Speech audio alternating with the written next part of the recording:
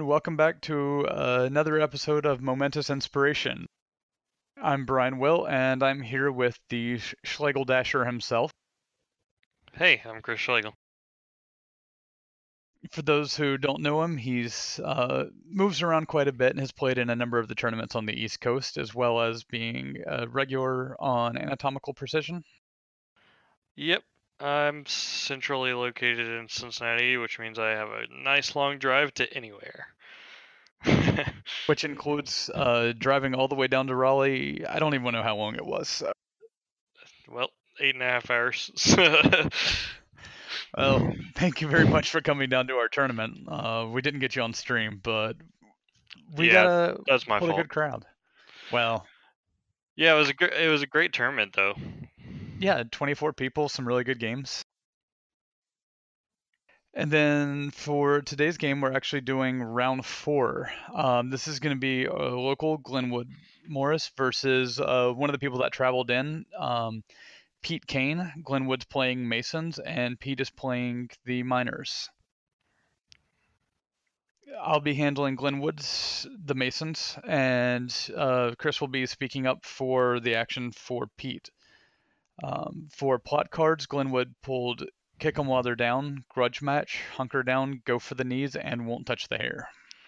And Pete pulled Lone Striker, fullback, back in the game, keep the ball moving, midfield general, and get back in there.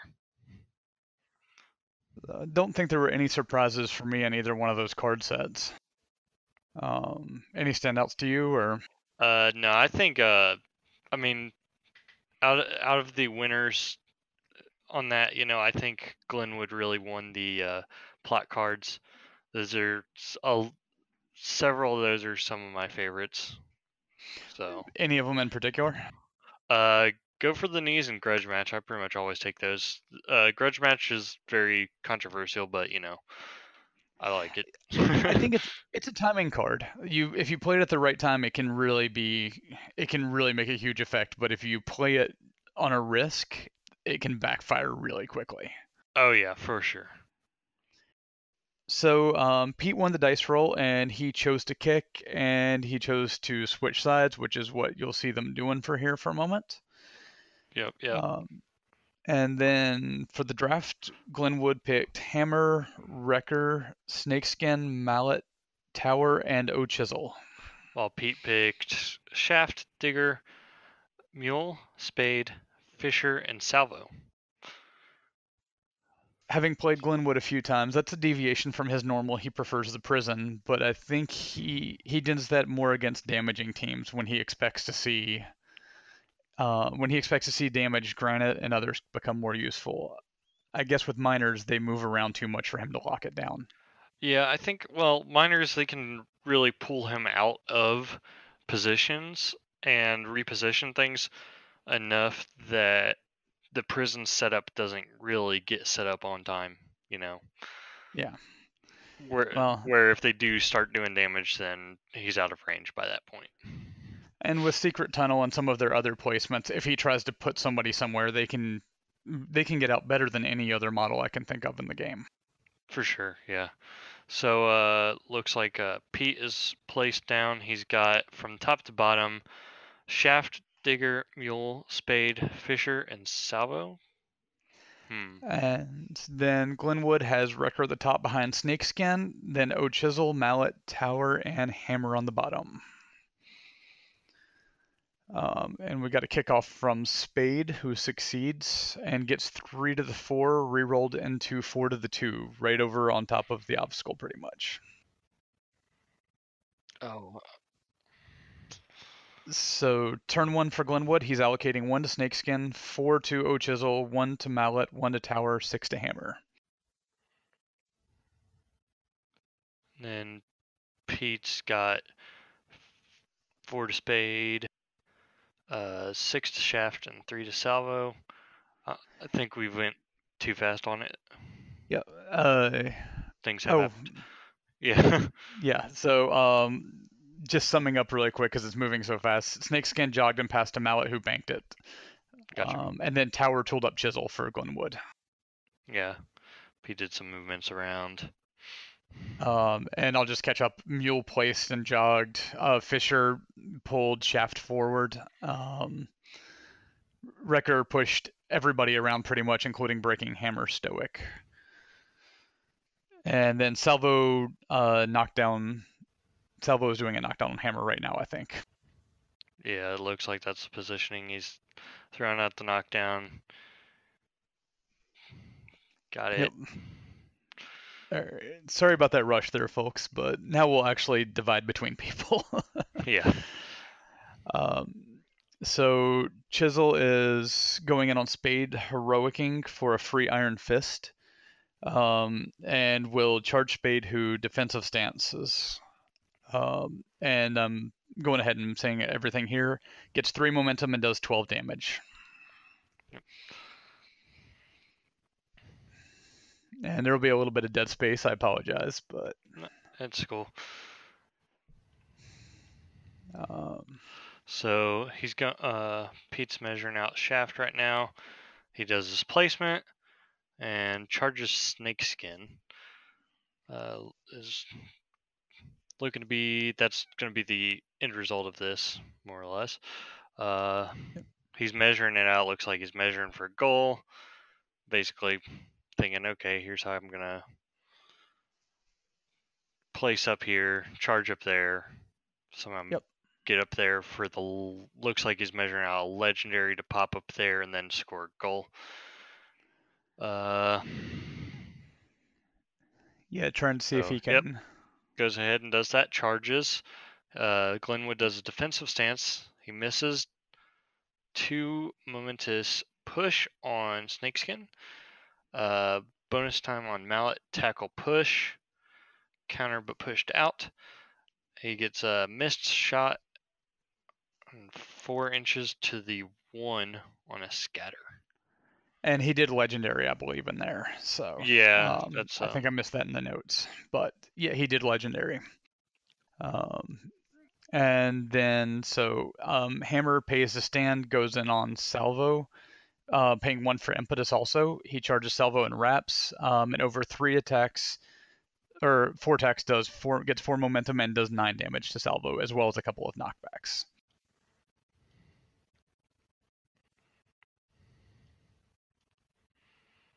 I think this is for anybody. I know for. Have you ever played Glenwood before, Schlegel? I have not. Okay. Oops, sorry, Mole went in there. This is a pretty on brand for him. Looks Yeah. like Mole goes up, stands up Salvo. Yep, Mallet just did a jog. And then Spade's doing a place. Charges Snakeskin. Defensive stance. 1 momentum, 2 damage.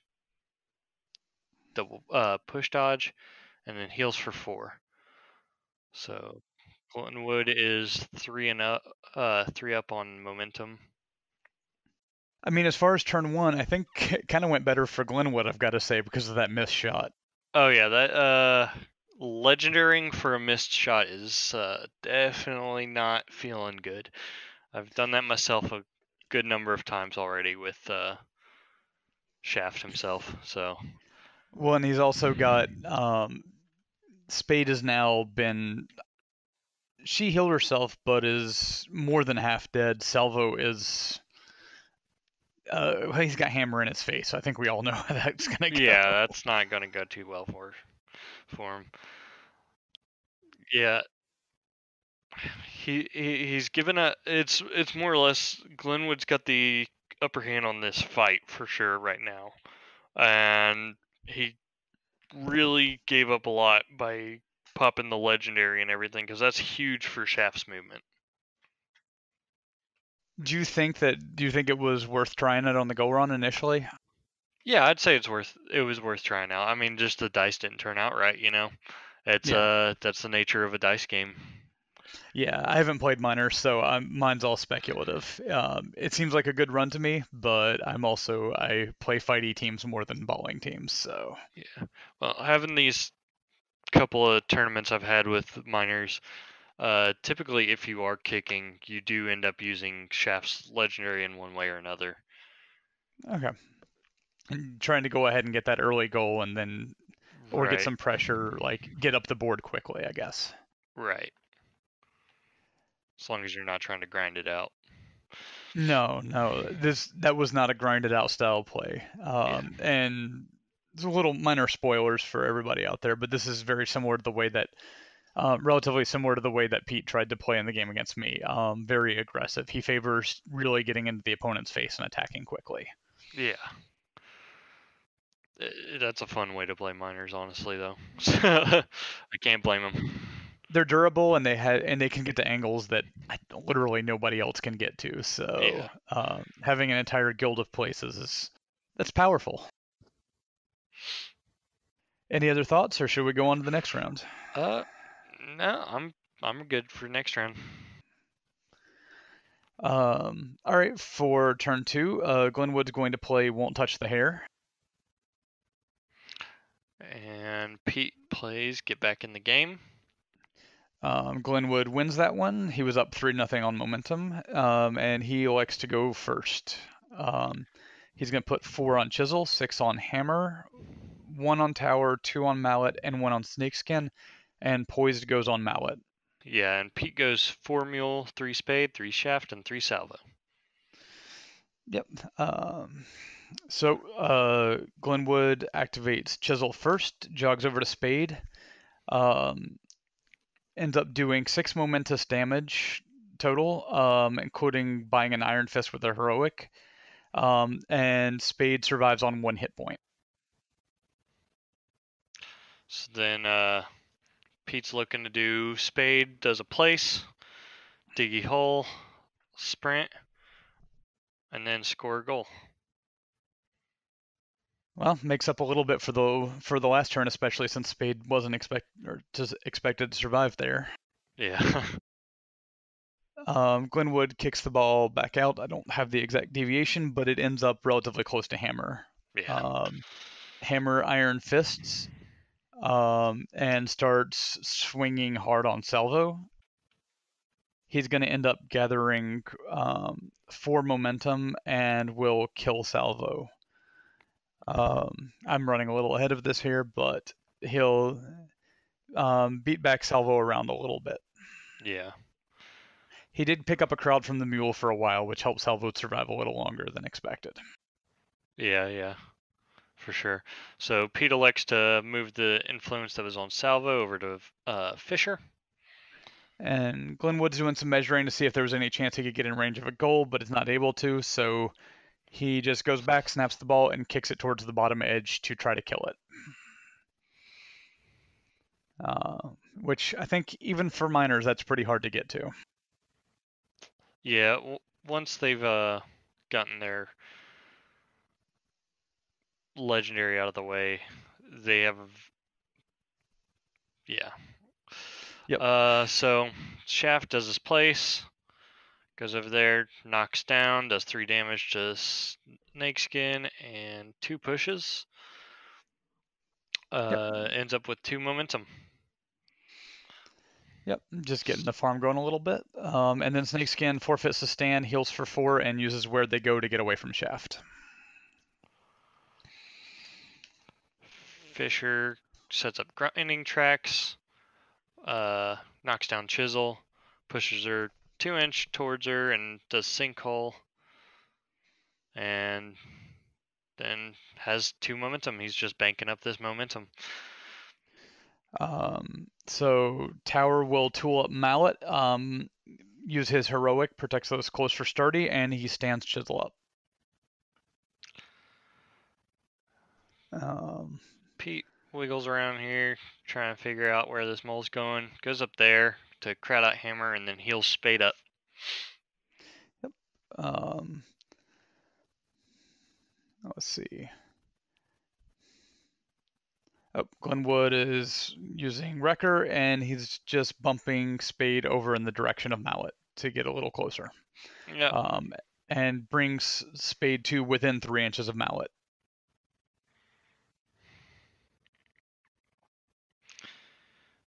Mule, he places, jogs up to Chisel, hits a knockdown for momentum, hits a throw for momentum, and momentously knocks her down.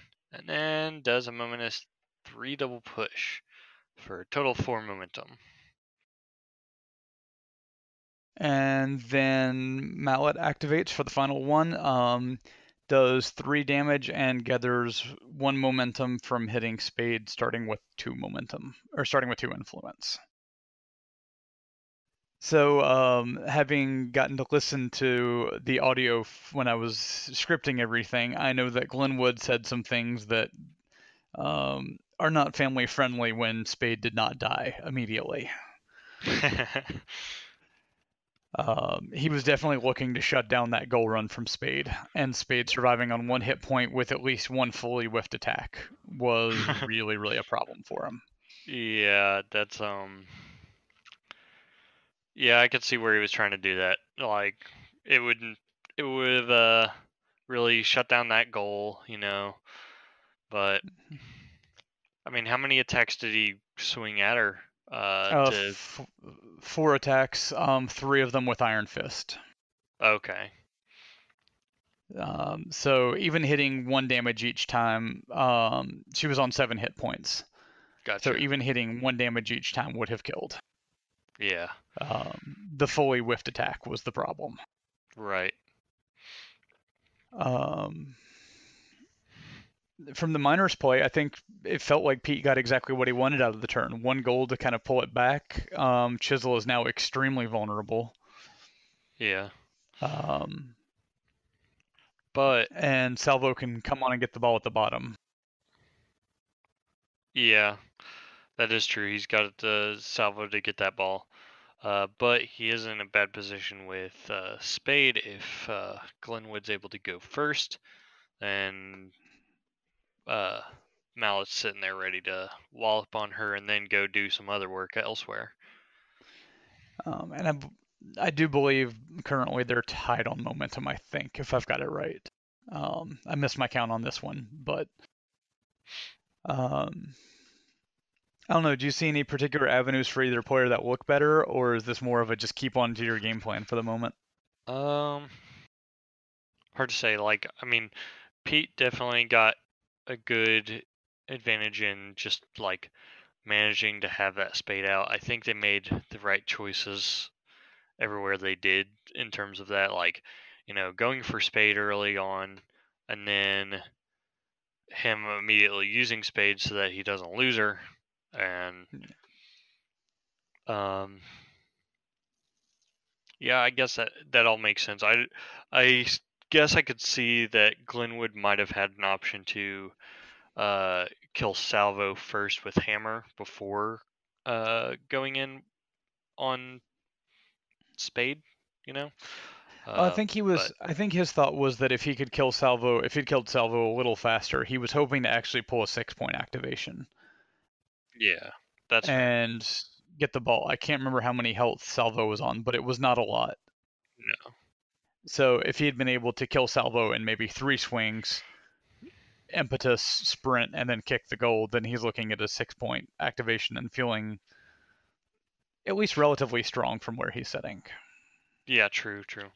But on the other flip side of that, he wouldn't have had that really goal lined up that way, unless Spade had either taken that shot or he waited it. So I guess he could have been trying to wait it out and then pass the ball up to him or something. Yeah, that's well, and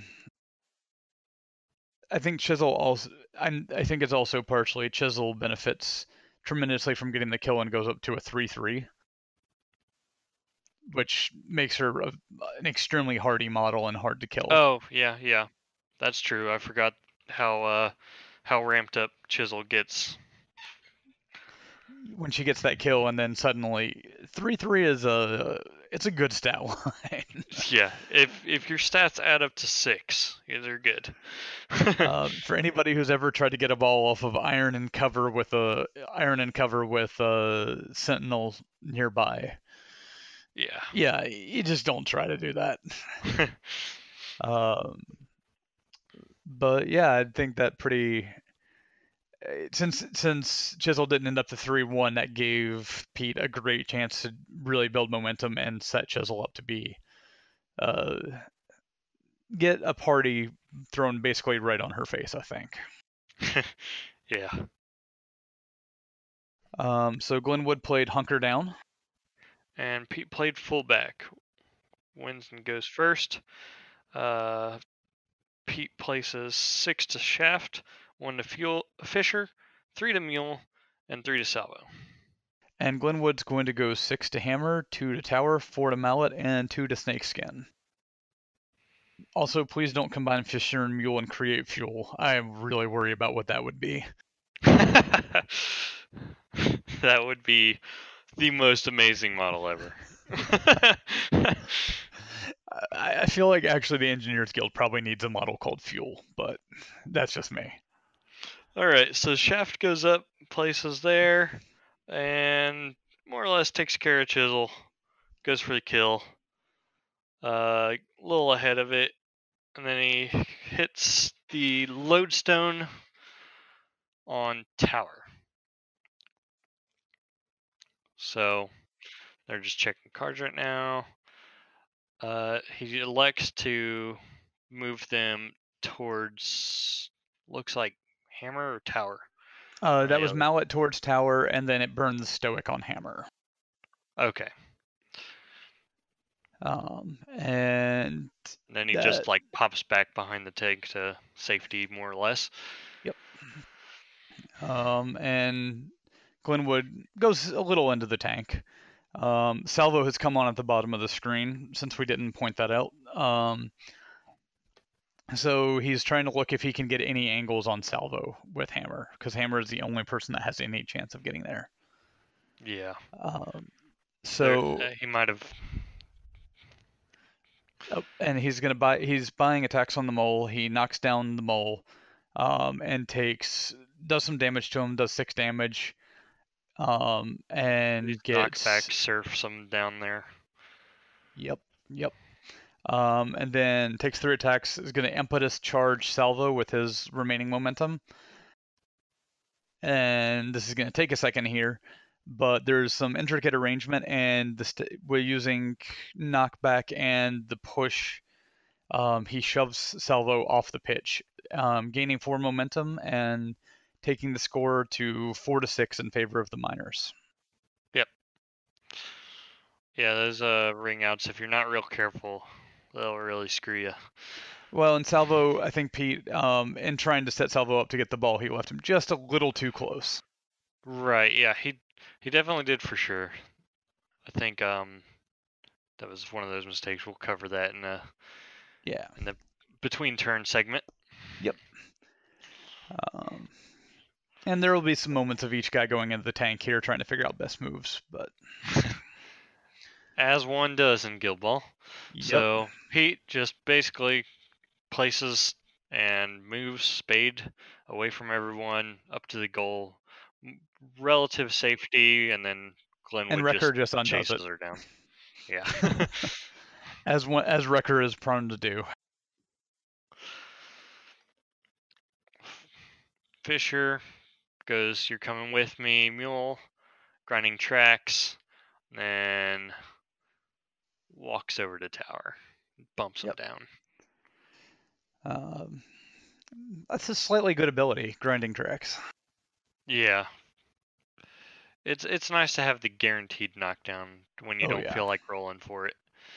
So Tower spins to stand. He tools up Mallet, hits Fisher, and gets a momentous push, and uses Protect Those Close. Okay, Mule goes up, throws, knocks down, locks down, as a mule does. Yep, keeps Mallet firmly away from everybody else because now he has a 1 movement. Yeah. So Mallet's going to pay to stand. He starts swinging on Mule. Mule counters. However, they all whiff. Counter whiffs. Mallet whiffs. Nothing happens. Those are painful. The crowd, the defensive stats, and the lockdown minus tech meant that Mallet just never could get any dice going. Yeah. He was rolling 3 dice and So needed to hit all 3 to even get the singled out. So right. So Mole pays to stand up, moves, and gets ball. and Snakeskin sprints and where they go and gets over to crowd Spade. So yeah, like I mentioned earlier with the salvo thing, this partially comes from me playing a lot of heavily ring out oriented teams, but yeah, you definitely want to keep salvo in a position away from the ring edge if Hammer can get there at all, which I mean he can easily do if he's got people sitting next to him that he can surf around to the edge, as he did with the mole. Um, think I don't think he needed to be that close to the ball with salvo because of tetherball. You know, he could have been well into more or less like where Hammer would have had to actually punch him range if he could get to him. Yeah. And then use tetherball to like get the ball, then use that off of a heroic, sprint up, shoot somebody, and then take a goal shot or something, or snapshot it off of somebody. I think that position really hurt Pete this turn, but he did make the most of his other activations, I think.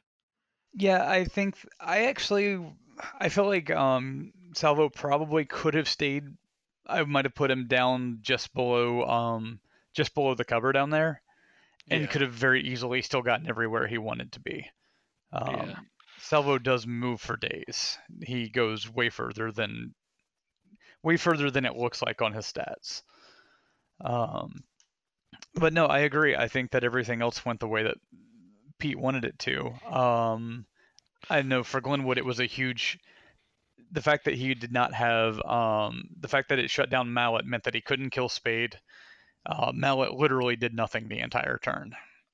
yeah, yeah. He didn't get to do the spade kill, or because he it looked set up like he wanted to get the spade kill and then go do some work elsewhere. But just the way the timing of everything worked out, he couldn't do it. Do you think that he should have gone ahead and taken that hammer activation first on Salvo, or do you think that he might have had one more activation to go ahead and wait? Um,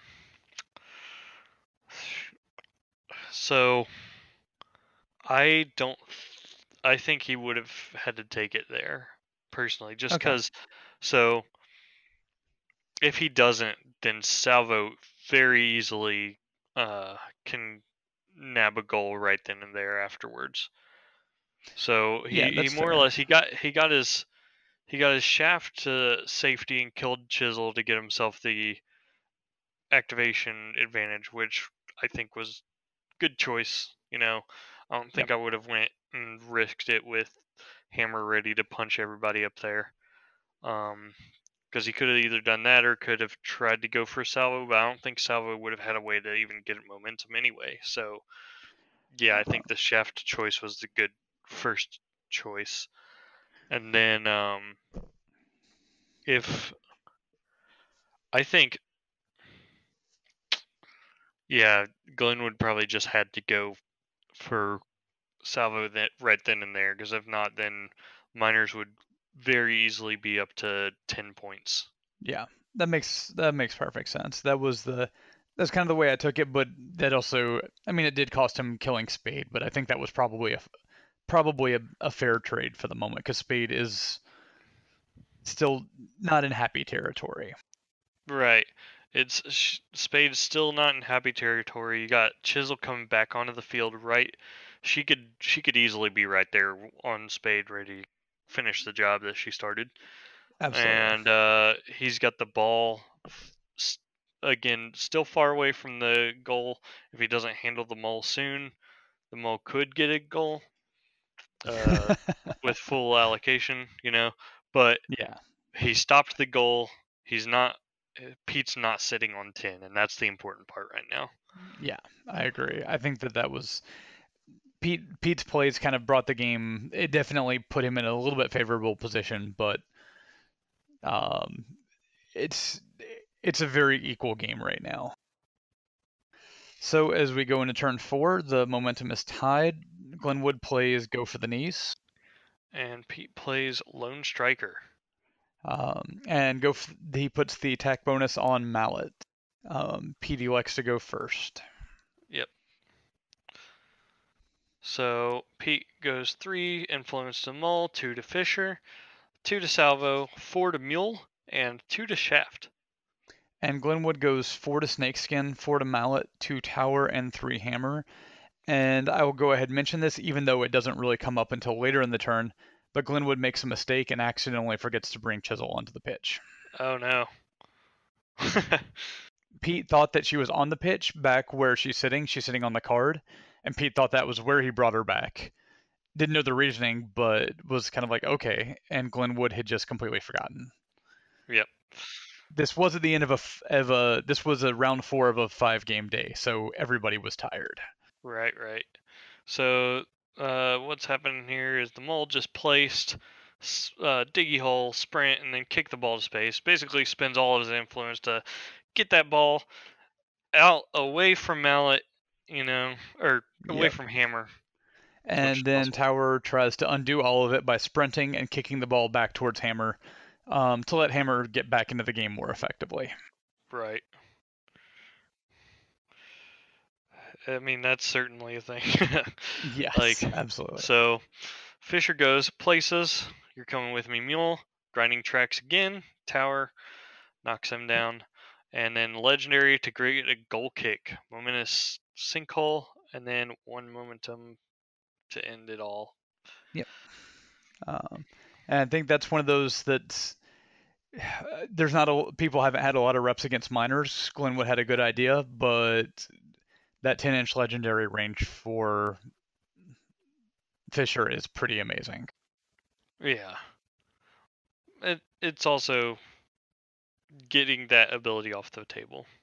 Yes. Anyway, so Snakeskin. Snakeskin does 4 damage and gains 1 momentum from beating on Spade and Poison Spade.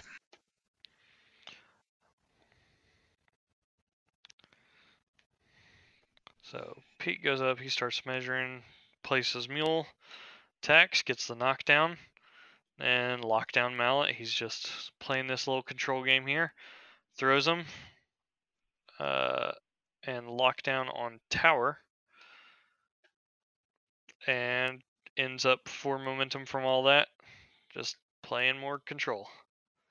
And with his blinding speed of 1 inch, Glenwood has to charge Mule to get the distance he needs. Does 2 damage because of Forceful Blow. He takes singled out on the charge, will knock down Mule, and then takes a push on him for 3 momentum total. Okay, so Salvo's up here on this fast ground, looks like. Yep. And he's measuring out a sprint. Then he could always do it. He goes a heroic floored bolt towards Mallet, looks like. Shoots and scores. Up 4 to 10. Yep. Glenwood's going to kick the ball back down towards Hammer again. And Hammer will just ignore the ball and use impetus and charge the Mole. He kills him, gets 1 momentum for the takeout, and the score will go to 5 to 10, still in favor of the Miners.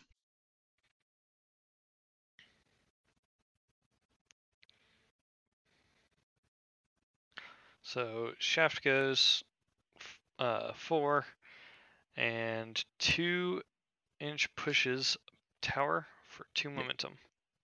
He just repeatedly, I think that's 4 damage and a bunch of pushes. So, okay. I'm sorry about that. So at this point they realize the problem with Chisel, so she just jogs back from where she was and heals up.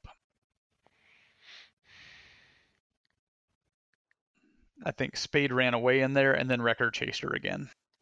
Yep. So Spade died to poison. So the score goes to 7 to 10 Miners. and they are now tied on momentum. So yeah, I think it's a good thing that he managed. Like, even though he forgot about it, I don't know that he had a better option than kicking it out to space like that. Because, I mean, he's got to deal with the legendary sometime. You know, he might have been able to pass to somebody else and dodge them somewhere, but with the miner's movement abilities, I think they could have easily gotten to any of the people that he had on the board. Yeah. Unless he could have actually passed a hammer that's way out there. Yeah, he didn't. Well, and Hammer sort of ended up in space. There was nobody even remotely close to him. Right. So he just didn't have. Hammer was kind of missing his support system. Yeah. Out of necessity, I think it was all. I think every single one of those was the right move on Glenwood's part. But it still left him in a. It still left Hammer in no man's land. Right. Yeah, it probably would have helped to have the chisel remembered because like I mentioned in between the turns last time before I knew that she was going to forget to jog back on the field. She was totally ready to kill uh, Spade right up there in the goal. Yep. Yeah, and with a pair of crowds from Snakeskin and Wrecker, and Spade being on relatively low health, I think about 5 or 6 hit points, that should be a relatively reliable kill. Um, I don't know. I think that Pete got exactly what he wanted out of the turn, though. He was able to get the goal. He's got Tower kind of in the middle of a sandwich right now, and Mallet just has been kind of ineffective the entire time.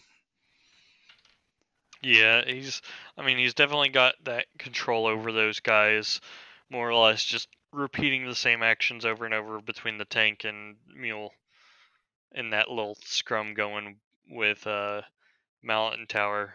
It's pretty much been grinding tracks knockdown, mule locks down and throws people around, and they do whatever they do. Yep. And I mean, lockdown is such a strong ability for Mule. It just Yeah, has such a good control effect, especially in the middle of the pitch. Um, yeah, I mean, at this point, Tower is in a really bad situation for just getting punched into oblivion. So Spade having died, they show their cards. Glenwood plays Grudge Match. and Pete plays keep the ball moving. They ended up singling out Mule and Tower. And we get 4 influence on Tower, 6 on Hammer, and to be honest, I'm not sure. Oh, Wrecker gets the other 3. Well, it's actually not even 3 because Grudge Match takes it Or away. 2, But excuse me. Yep. yeah, so Pete goes Shaft 6, Salvo 4. We think Yep. 2 to Fisher and 2 to Spade. Yep. Tower sacks his move. I don't actually know who he ended up hitting. I think he was hitting Mule. Um, It does 6 looks to be that. damage. Does 6 damage and gains 4 momentum. He heals himself for 4 and he heroics. Yep, he's banging on Mule and taking the knockbacks to get him out of the way. Right.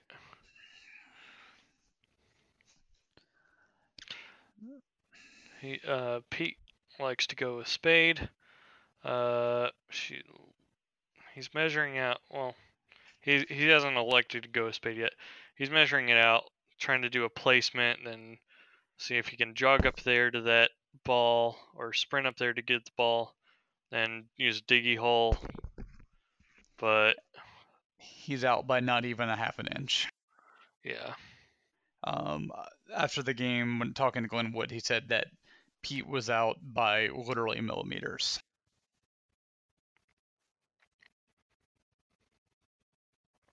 So I think it's shaft activating. yeah. So he charges Mallet, gets where he gets a defensive stance,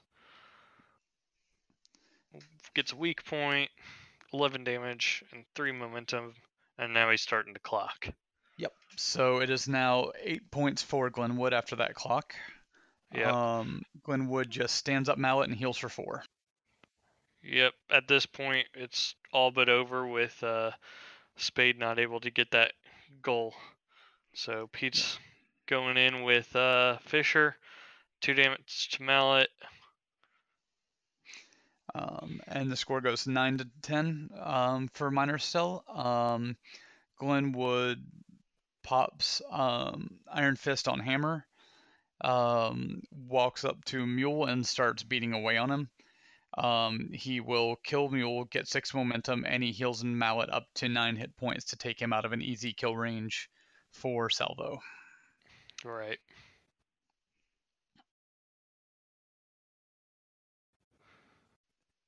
And yep, we're still going with Hammer beating on. Still going with Hammer, but there it goes. Yep, and with no way to get a kill out due to the healing up and everything, he's double checking this angle, seeing if he can't. He was trying to see if he could pass maybe if he could pass to Shaft and create a snapshot at least to try. Yeah. But he was once again millimeters out. Yep. So we're gonna go through a few measurements here, but I'll go ahead and interrupt or cut to the chase on some of it. That he just ends up not getting it. He misses a snapshot anyway, but he didn't play midfield general. He would have had the distance if he had played midfield general. Oh, that's a bummer. Yeah, he said that after the game because he just concedes because he realizes. Yeah, that's one of those things where you just like you got to abuse the rules of the game that are in play. You know, Yep. You're off the clock when you're selecting your plot cards. Yep. So if you're debating between midfield general and keep the ball moving, you measure that crap out and check, make sure you can get what you're wanting to get. You know. Yep. So that was a well played game. Just came down to those little bits. Yeah, and I mean, Pete just I think the one thing that from talking to him he said about Miners is he gets if the game drags on, he can get close to the clock very often because all the angles and all the plotting. Pete was going in the tank to try to build what he could, but Right. like he said, he would have had it if he had midfield general played, but he did miss. He rolled out the snapshot and he missed anyway, so he felt less bad. Yeah. But no, I mean I think yeah, it's the little things. It's all the little things that can add up. So Right. Yep. Yeah. no, I mean I think it was a really well played game. Like if it hadn't been for clock, I think Pete still had some outs, but he just ran out of time. Yeah. Let's see. He got 1, 2, 3, 4 point and He got 3 points off clock. 3 points off clock. So yeah, he would Yep. have had to get another kill and a half.